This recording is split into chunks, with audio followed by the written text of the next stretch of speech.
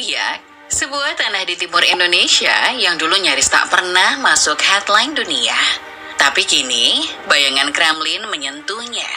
Rusia disebut-sebut ingin mendirikan pangkalan militer di sana.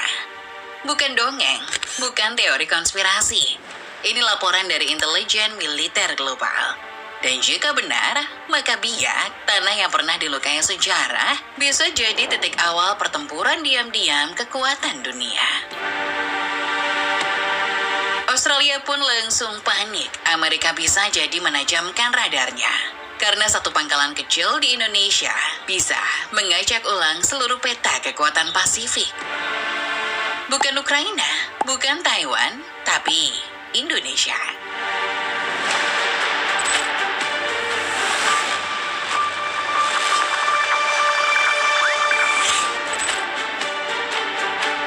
April 2025, dunia sibuk menebak langkah Rusia berikutnya setelah Ukraina.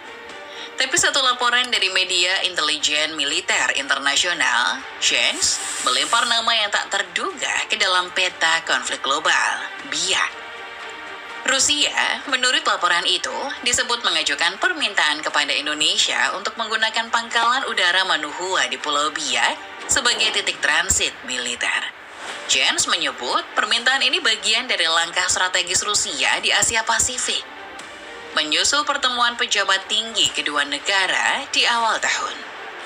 Pemerintah Indonesia bereaksi cepat, bantahan resmi langsung dilontarkan oleh Kementerian Pertahanan. Tapi kegelisahan sudah terlanjur menyebar. Rumor Rusia yang akan memiliki perpanjangan tangan di Biak membuat Australia sangat terganggu.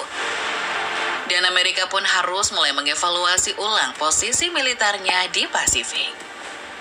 Karena dalam geopolitik, bahkan kabar yang dibantah bisa tetap mengguncang. Lantas, mengapa satu pulau kecil bernama Biak bisa menimbulkan kegelisahan global? Jawabannya bukan hanya soal lokasi, tapi juga soal ambisi dan sejarah panjang yang jarang dibicarakan.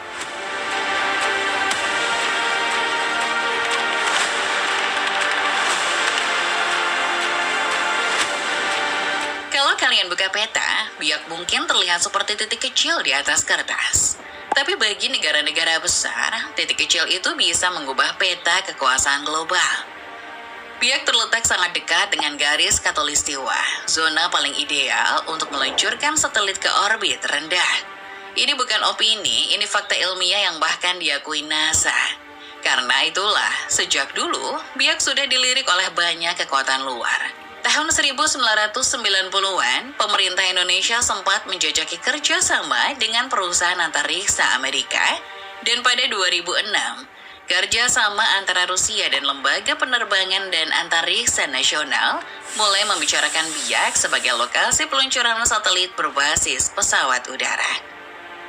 Artinya, ketertarikan asing terhadap Biak bukan baru muncul hari ini. Sudah lama. Hanya saja, sekarang peta kekuatan dunia mulai bergeser. Lebih dari itu, jaraknya ke pangkalan militer Amerika Serikat di Darwin hanya sekitar 1.300 km. Terlalu dekat untuk dibiarkan, terlalu strategis untuk diabaikan.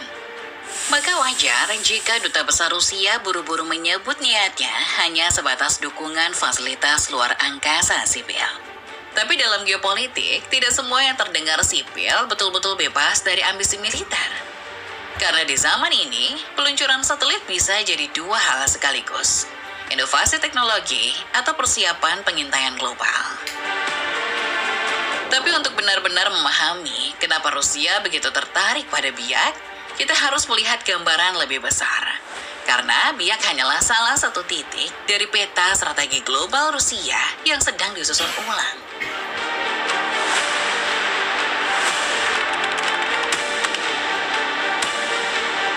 Australia adalah tetangga yang tak pernah nyaman melihat kekuatan asing mendekati utara.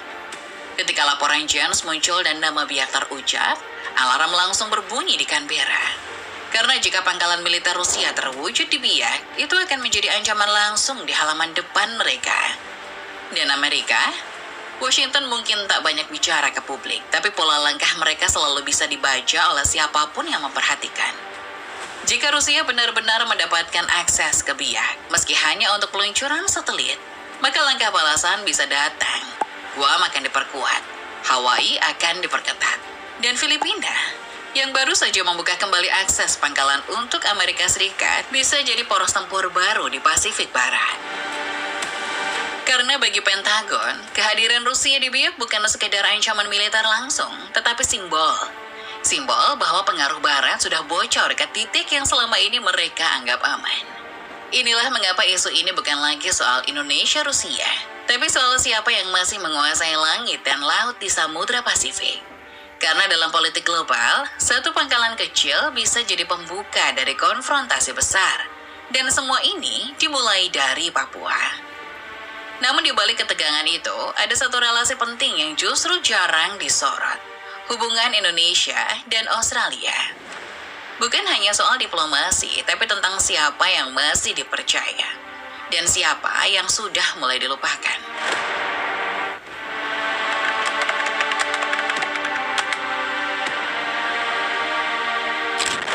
Australia tahu, satu-satunya cara mereka bisa mempengaruhi arah Indonesia bukan dengan tekanan, tapi lewat hubungan. Dan anehnya, hubungan itu justru sedang dalam kondisi yang paling tenang selama bertahun-tahun. Tak ada skandal penyadapan, tak ada protes hukuman mati. Bahkan soal ekspor sapi pun sudah reda. Menurut analisa dari The Interpreter, justru karena hubungan ini terlalu tenang, Australia mulai terlena. Perdana Menteri Albanese tidak datang saat pelantikan Presiden Prabowo. Sebuah pelanggaran tradisi yang dulu dijaga sejak era John Howard. Padahal Prabowo bukan pemimpin biasa. Ia agresif, aktif, dan kurang suka mendelegasikan urusan luar negeri ke menteri-menterinya. Ini bukan era diplomasi protokoler, ini era politik personal. Dan ketika Australia gagal hadir, justru Rusia masuk dengan tema kerjasama. Meskipun baru-baru ini, setelah 1 bulan kehebohan berita tentang rencana Rusia di Biak, akhirnya Albanese menginjakan kakinya di Indonesia. Hubungan pertahanan yang lebih erat antara Indonesia dan Rusia dalam bayangan Australia adalah mimpi buruk yang tak pernah mereka siapkan. Terlebih lagi, Rusia kini makin akrab dengan China, musuh utama Barat di kawasan. Dan saat Rusia menaruh minat ke Biak, satu-satunya alat yang dimiliki Australia hanyalah diplomasi.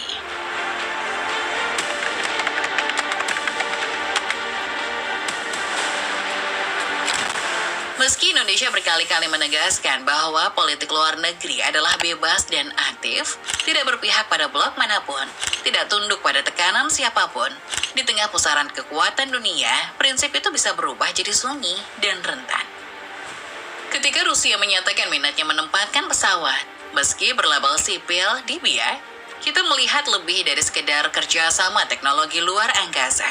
Ini bukan hanya tentang orbit satelit, tapi juga orbit kekuasaan. Dan kalemnya respon Indonesia dari narasi besar ini bukan sekedar soal strategi, bisa jadi cerminan posisi tawar kita yang sebenarnya. Di tengah krisis global, Indonesia punya semua yang dicari dunia. Mineral langka, lokasi emas di Katulistiwa, dan wilayah perbatasan yang ideal untuk pengaruh militer. Kita disebut sebagai kekuatan menengah, tapi jika tak hati-hati, kita justru bisa jadi panggung, bukan pemain, dan panggung tidak pernah bisa menentukan naskahnya sendiri. Papua, tempat Biak bertahta, bukan sekedar titik di peta. Ini tanah dengan lekas sejarah. Tragedi Biak berdarah 1998, saat ratusan nyawa hilang dalam represi militer, belum benar-benar disembuhkan. Ketika aktor asing ingin masuk, meski dengan dalih damai, luka itu bisa menganga kembali. Ketidakpercayaan pada pemerintah pusat masih membara, dan isu asing di Biak bisa jadi percikan yang membakar Papua sekali lagi. Tapi di balik kalemnya diplomasi, Rusia bergerak cepat. Mereka tahu, dalam geopolitik modern, simbol sering lebih kuat dari senjata. Dan Indonesia perlahan jadi bagian dari simbol itu. Indonesia dan Rusia memang bukan mitra baru. Latihan Angkatan Laut Orion 24 pada November 2024 jadi isyarat hubungan yang menghangat meski belum menyentuh level aliansi militer. Bahkan sejak 2006, Kremlin sudah melirik Biak sebagai lokasi peluncuran satelit. Kini, saat Rusia terdesak oleh sanksi Barat, Biak menjadi panggung sempurna untuk unjuk kekuatan. Tapi Rusia tak hanya main di lapangan militer. Di medan opini, mereka meluncurkan serangan verbal. Dalam surat pedas di The Jakarta Post, Duta Besar Rusia, Lyudmila Tolshenov, mengajak Australia. Kalian tak punya kartu. Ia menyindirkan Bera, menuding bahwa Australia lebih layak khawatir dengan pangkalan Amerika Serikat di tanahnya sendiri ketimbang kerja sama Rusia Indonesia. Gaya retorikanya mengingatkan pada Trump, menyerang Australia yang sedang sibuk menghadapi pemilu 2025 dan menuduh mereka memainkan kartu Rusia demi politik domestik. Perdana Menteri Anthony Albanese membalas dengan keras, menyebutnya sebagai propaganda Putin dan menegaskan posisi anti-Rusia Australia. Tapi satu hal yang jelas, Rusia tahu cara bermain secara psikologis, mencoba meretakkan barisan Barat dengan kata-kata tajam.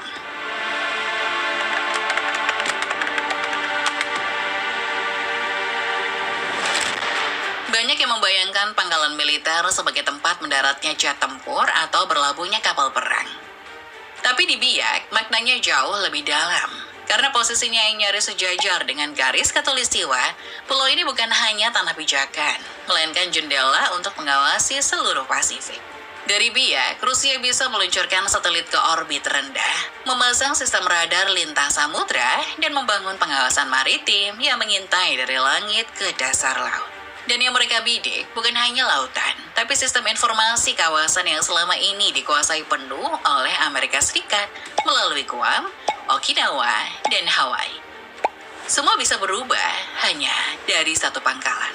Apalagi pesawat tempur Rusia seperti Tu-95MS atau Tu-160 Blackjack bersenjata rudal jelajah KH-101 yang bisa membawa hulu ledak nuklir akan mengintai langsung Darwin, rumah bagi 2.500 marinir Amerika Serikat dan landasan masa depan untuk B-52. Sementara itu, pangkalan Amerika Serikat di Guam hanya 1.900 km dari Biak akan jadi sasaran pengawasan. Pesawat pengintai Rusia bisa memata-matai pergerakan kapal induk Amerika Serikat dan mengacau kelompok logistis AUKUS. Bahkan, Okinawa di Jepang, pusat militer Amerika Serikat di Pasifik Barat, bisa terancam. Tak hanya itu, Rusia juga punya kartu mematikan lainnya. Kapal selam kelas Yasen dan Borei, bersenjatakan rudal kaliber dan Bulava.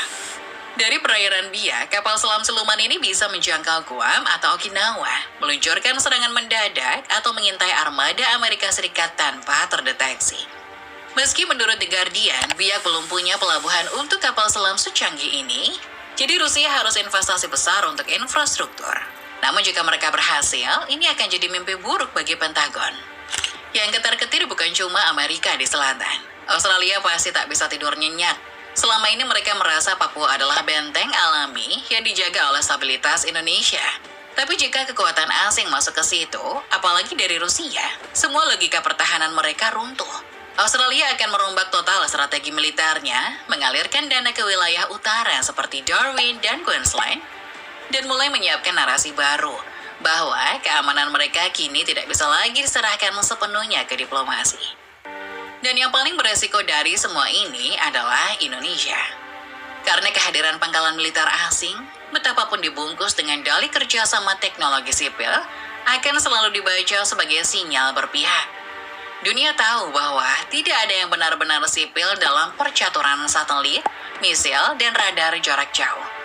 Maka tekanan akan datang dari barat, dari timur, dari negara tetangga, dan bisa jadi dalam negeri sendiri. Jika Indonesia tak tegas, kita akan mulai dilihat sebagai titik rawan. Sebagai arena, bukan aktor, bukan lewat perang terbuka, tapi lewat operasi intelijen, permainan satelit, serangan siber, sabotase ekonomi, dan semua itu bisa terjadi di atas tanah kita sendiri. Mungkin Biak tidak akan pernah jadi pangkalan militer Rusia. Mungkin semuanya hanya salah paham atau rumor yang terlalu dibesar-besarkan media asing. Tapi sejarah tidak menunggu klarifikasi, dan ketika negara-negara besar mulai menoleh ke timur Indonesia, ke wilayah yang selama ini sunyi, kita harus bertanya, apakah negara Indonesia sedang memainkan permainan besar ini, atau kita hanya sedang dimainkan?